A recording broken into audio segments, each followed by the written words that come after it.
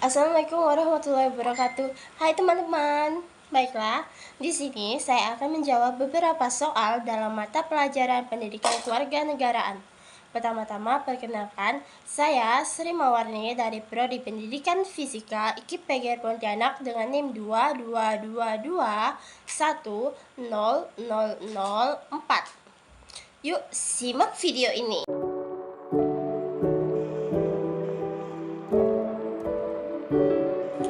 Baiklah teman-teman, pada soal yang pertama saya akan menjawab, yaitu dengan pendidikan kewarganegaraan ini, para generasi muda diharapkan memiliki kesadaran penuh akan demokrasi dan hak asasi manusia. Dengan bekal keadaan ini, mereka akan memberikan kontribusi yang berarti dalam mengatasi berbagai masalah yang dihadapi bangsa, seperti konflik dan kekerasan yang terjadi dalam masyarakat Indonesia dengan cara-cara yang damai dan cerdas. Mencetak generasi muda yang bertanggung jawab atas keselamatan dan kejayaan tanah air adalah tujuan berikutnya. Rasa tanggung jawab ini akan tercermin dalam partisipasi aktif generasi muda dalam pembangunan. Generasi muda yang bertanggung jawab akan menyaring pengaruh-pengaruh dari luar, mengambil sisi positif, dan menolak hal-hal yang tidak sesuai dengan nilai luhur dan moral bangsa. Akhirnya, pendidikan kewarganegaraan diharapkan mampu menumbuhkan sikap setiap kepada tanah air dan bersedia dengan tulus ikhlas untuk menyumbangkan setiap potensinya demi kemajuan tanah air walaupun mendapat iming-iming popularitas atau hal dari pihak lain.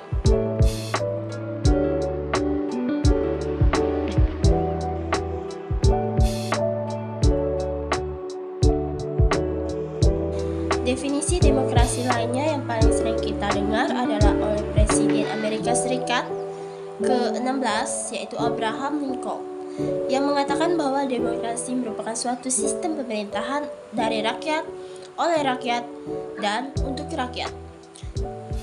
Freedom, equality, adanya kebebasan dalam arti luas maupun sempit dan atau adanya kesetaraan. People sovereignty, artinya adanya kedaulatan rakyat. Baiklah, ada juga beberapa prinsip-prinsip demokrasi. Yang pertama, kedaulatan masyarakat. Yang kedua, pemerintahan berdasarkan persetujuan dari yang diperintah. Yang ketiga, kekuasaan mayoritas. Yang keempat, hak-hak minoritas. Yang kelima, jaminan hak asasi manusia. Yang keenam, pemilihan yang bebas, adil, dan jujur. Yang ketujuh, persamaan di depan hukum. Dan yang terakhir, proses hukum yang wajar. Baiklah, dapat kita simpulkan bahwa sistem pemerintahan demokrasi adalah sistem pemerintahan suatu negara yang kekuasaannya mutlak, ditentukan oleh rakyat baik secara langsung maupun melalui perwakilan rakyat.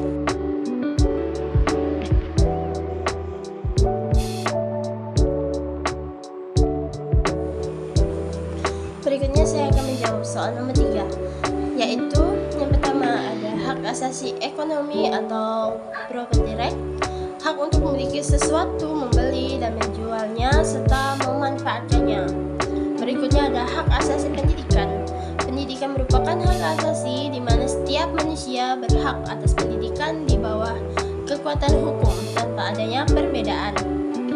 Untuk itu, negara memiliki kewajiban untuk melindungi, menghormati, serta memenuhi hak untuk memperoleh pendidikan dan mengawasi jika terjadi pelanggaran.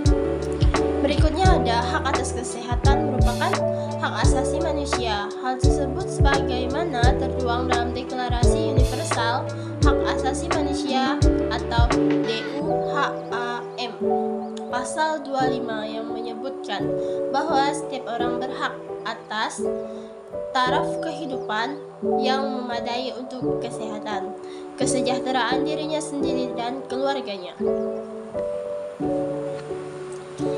Berikutnya ada hak asasi manusia pada sosial dan budaya, merupakan hak yang memiliki hubungan dengan adanya kehidupan bermasyarakat, yaitu hak dalam memilih, mendapatkan, juga dalam menentukan pendidikan.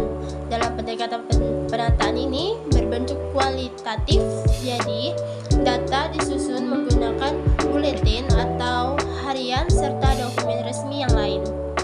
Yang terakhir ada hak asasi agama. Hak hak asasi manusia merupakan hak yang dianugerahkan oleh Tuhan Yang Maha Esa kepada setiap individu di bumi. Setiap orang wajib menjaga, melindungi, serta menghormati haknya setiap orang.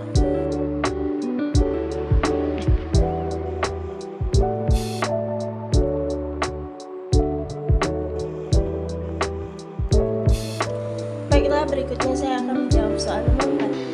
Terdapat tantangan dalam mempertahankan identitas nasional di era globalisasi, antara lain yang pertama ada hedonisme, yang kedua memudarnya sikap gotong royong, yang ketiga memudarnya rasa nasionalisme dan patriotisme, dan yang keempat memudarnya sikap sopan santun.